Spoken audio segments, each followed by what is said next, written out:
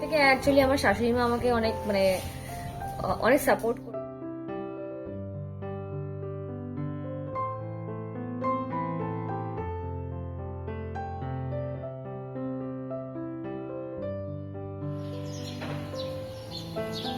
Good morning everyone, welcome to my new blog.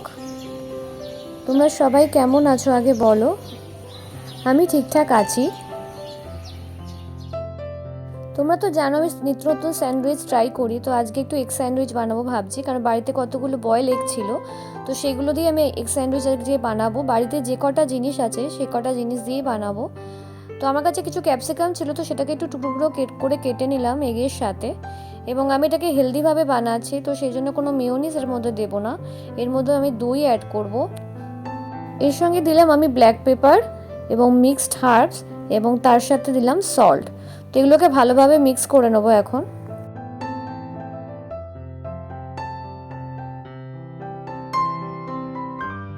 আমি এটা brown ব্রেডে বানাচ্ছি, তোমরা চাইলে হোয়াইট ব্রেড ইউজ করতে পারো, বাট তবে সেটা আর হেলদি থাকবে না। এবার প্যানে আমি একটু অল্প বাটার ব্রাশ করে নেব। আমি এখানে আমার হাজব্যান্ড দুজনের বানাচ্ছি, তো দুটো স্যান্ডউইচ আমি এখানে বানাবো। এর মধ্যে আমি একটু চিজ অ্যাড করলাম হেলদি ফ্যাট হিসাবে। তোমরা জানো আমি খুব চিজ ভালোবাসি খেতে, তো সেই জন্য অ্যাড করলাম। যারা ভেজিটেরিয়ান আছো তারা এগের বদলে পনির দিয়ে এটা করতে পারো সেম ভাবে, তো সেটাও একটা healthy option. So now it's ready. তাই আমি এখন তাড়াতাড়ি ব্রেকফাস্টটা করে নিচ্ছি। সকালবেলা 8টার সময় আমার খুব খিদে পেয়ে যায়, যেহেতু রাত 8টার সময় আমি খাই, তো 12 আওয়ার্স হয়ে গেলেই আমার খুব খিদে পায়, তো আমি তাড়াতাড়ি খেয়ে নিই। সব থেকে ফার্স্টে আমিই ব্রেকফাস্ট করি, তারপরে আমার হাজব্যান্ড করে।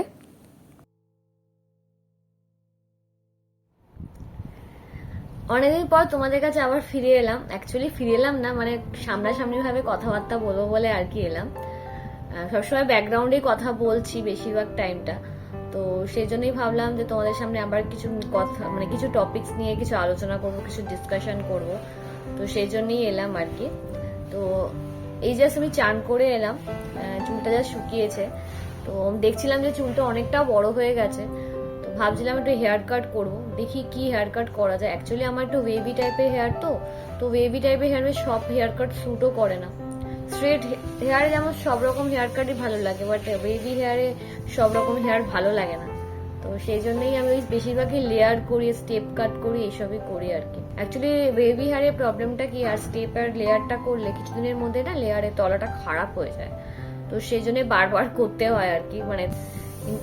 এখন তো জাস্ট খুব সোয়েট হচ্ছে, তো সোয়েটে এই জন্য আমি না বেশি কিছু দিচ্ছি না স্কিনে। তো এখন স্নান করে জাস্ট ফেস ওয়াশই দিচ্ছি দিনে 2-3 বার করে, যাতে সোয়েটটা কাটে। বিকজ আমার সোয়েট হলে না আমি দেখেছি আমার পিম্পলস মাঝে মধ্যে হয়, তো সেই জন্য অনেক সময় র্যাশ এসে হতে পারে, তো সেই জন্য আমি বেশি কিছু দিচ্ছি না এখন স্কিনে। আমার আর মামুনির মধ্যে বেশ একটা বন্ডিং আছে, আন্ডারস্ট্যান্ডিং টাইপের বলতে পারো। মামুনি সকালবেলাটা করবে, আমি বিকেলটা করবো। এটা অ্যাকচুয়ালি মামুনি বলে দিয়েছে যে মামুনি রান্নাঘরে বেশি ভিড় পছন্দ করে না, একসাথে দুজনের রান্না বান্না, যে সকালবেলাটা আমি করবো, বিকেলবেলাটা তুই করিস। তো সেই জন্য আমরা এইভাবেই আর কি অ্যাডজাস্ট করে চলি। আর যেদিনকে আমি সকালবেলা ধরো কিছু রান্না করলাম, সেদিনকে মামুনিকে বলি তুমি চলে যাও, আমি করে নেবো।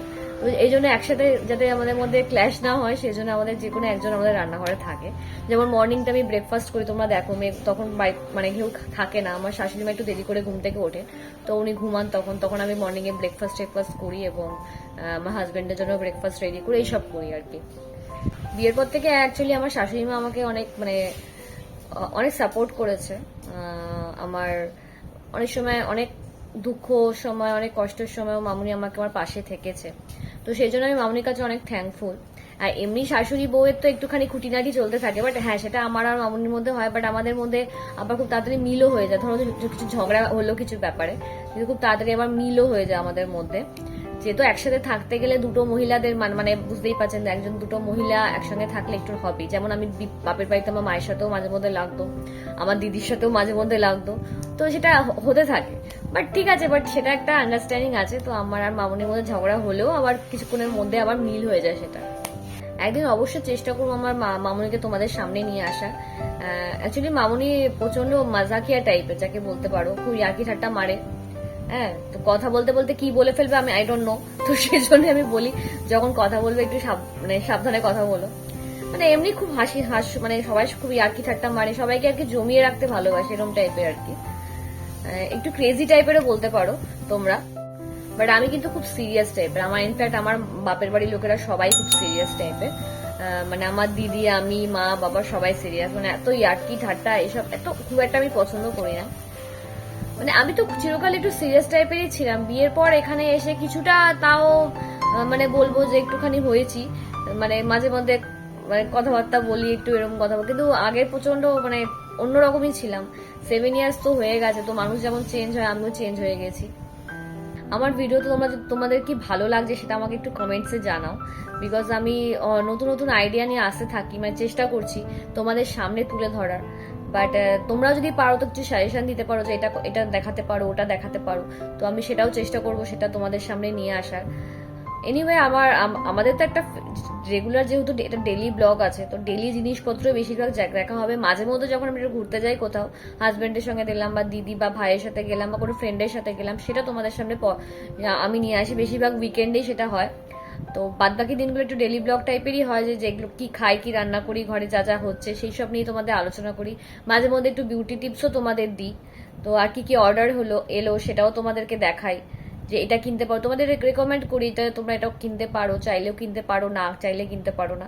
অ্যাকচুয়ালি প্রোডাক্টগুলো আমি নিজে কিনি, তো আমার পার্সোনালি যেগুলো ভালো লাগে তোমাদেরকে সাজেস্ট করি, আর যেগুলো ভালো লাগে না তোমাদেরকে বলি না যে এটা ভালো না, এরকম বা তোমাকে রিভিউ দিয়ে দিয়ে এটা খুব একটা ভালো না। তো যাই হোক, এখন জাস্ট লাঞ্চ করব, লাঞ্চের টাইম হয়ে গেছে, লাঞ্চ সেরে আসি। তো তোমরা সারা আমার সঙ্গে থেকো এবং ফুল ভিডিওটা অবশ্যই দেখো। তো এখন ইভিনিং টাইম, এই জাস্ট সূর্যাস্ত বোধহয় হয়েছে, বাট এখনও আলো আছে। তো এখন আমি একটুখানি বাড়িতে চিকেন ছিল, তো তাই পাতলা করে চিকেনের ঝোল বানাবো। গরমটা আবার পড়েছে কদিন ধরে, তো সেই জন্য পাতলা করে ঝোল খাওয়াই ভালো। তাই জন্য আমি একটু প্রেশার কুকারে করছি, তাড়াতাড়িও হয়ে যায়। আর একটু পাতলা পাতলা করে আমি করি প্রেশার কুকারে। যদি আমি কড়াইতে করি তাহলে একটু কষা কষা করে করি, আর না হলে পাতলা করে করতে হলে অনেক সময় আমি প্রেশার কুকারই ইউজ করি, তাড়াতাড়ি হয়ে যায়। অভি আবার চিকেন ভালোবাসে বেশি, তো ওই জন্যই ওর জন্যই চিকেনটা বেশি আমি করি, কারণ আমার খুব একটা চিকেন ভালো লাগে না। যখন আমি একটু রেস্টুরেন্টে খেতে যাই তখন খেতে ভালো লাগে, ওই নানা রকমভাবে করে বলে, আর না হলে বাড়িতে যখন চাইনিজ বানাই তখন খেতে ভালো লাগে। আমি চাইনিজ খাবার বরাবরই বেশি ভালোবাসি, চাইনিজ, এশিয়ান, জাপানিজ এগুলো খুব ভালো লাগে খেতে আমার। আর তার সঙ্গে আমার কিছুটা ইটালিয়ানও ভালো লাগে, যেমন পাস্তা, পিৎজা, এবং তার সঙ্গে মিক্স হার্ব রাইস, এই ধরনের খাবারও আমার খেতে ভালো লাগে। তো সেগুলো অনেক সময় বাড়িতে বানাই, আমি হেলদিভাবে বানাবার চেষ্টা করি, তোমরা দেখো আমার রেসিপিগুলো। তবে অভি এত বাইরের খাবার খায় যে কি বলবো, ওর হসপিটালে 2 দিন অন্তর অন্তর খাবার আসে, মানে অনলাইনে সবাই খাবার আনায় আর কি বাইরে থেকে, তো সেগুলো খায়। আমি কতবার বারণ করি যে তুমি খেও না এগুলো, তাও খেয়ে নেয়, কি বলবো। তারপরে কিছুক্ষণ পরে সে বাড়িতে বলে আমি শুধু দই দিয়ে ভাত খাবো, আর কিছু খাবো না, এই চলে আর কি ওর। কিন্তু আমি কিন্তু উইকে একদিনই খাই, তোমরা দেখো আমি উইকেন্ডে বেরোই একটুখানি, হাজব্যান্ডের সঙ্গে হোক অন্য কারোর সাথে হোক, তখন আমি একটু বাইরে খাবার খাই, কিন্তু এমনি বেসিক্যালি আমি বাড়ির খাবারই খাওয়ার চেষ্টা করি। আর ভালো কিছু খেতে ইচ্ছা করলে নিজেই বাড়িতে বানাবার চেষ্টা করি। তোমাদের সঙ্গে আমার পছন্দ অপছন্দ অনেক কিছু কথাই আমি শেয়ার করলাম, আই হোপ তোমাদের ভালো লেগেছে। তোমাদের সঙ্গে কথা বলতে বলতে আমার রান্নাটাও হয়ে গেল। এখন আমি প্রেশার কুকারে জাস্ট 3-4টে সিটি মেরে নেবো, তাহলে এটা হয়ে যাবে। কখনো কখনো ইভিনিংয়ে আমি নিরামিষ খাবারই বানাই, বেশ ভালো লাগে খেতে, কিংবা শুধুমাত্র একটা জাস্ট এগ দিয়ে কিছু রেসিপি বানাই, কারণ সবসময় আমিষ খেয়ে খেয়ে না আর ভালো লাগে না, তো কখনো কখনো নিরামিষও খুব ভালো লাগে খেতে। আমার চিকেনটা হয়ে গেছে, তো আমি একটুখানি এবার পরিষ্কার করে নিচ্ছি, ক্লিন করে নিচ্ছি গ্যাসটা।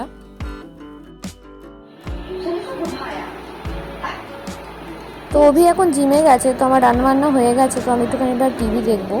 আমি তো কোরিয়ান ড্রামাই বেশি ভালোবাসি, তোমরা জানো।